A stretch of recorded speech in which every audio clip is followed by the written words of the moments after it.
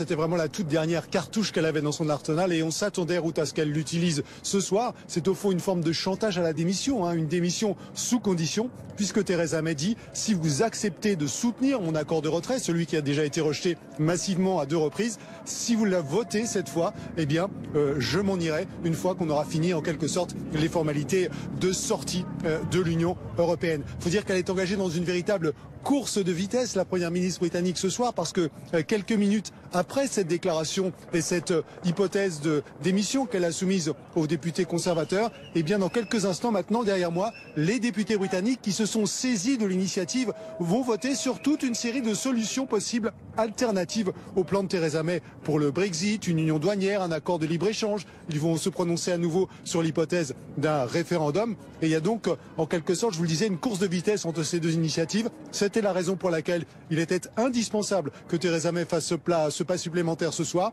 Elle l'a fait. Maintenant, il reste à voir si cette initiative va suffire à faire basculer suffisamment de votes en sa faveur. Il lui faut des dizaines de votes de députés conservateurs eurosceptiques. Et tout dépend aussi, ce soir, au fond, de la position des unionistes nord-irlandais qui vont faire connaître leur position dans la soirée, manifestement, qui pourrait entraîner dans leur sillage une majorité suffisante pour faire enfin adopter le deal de Theresa May.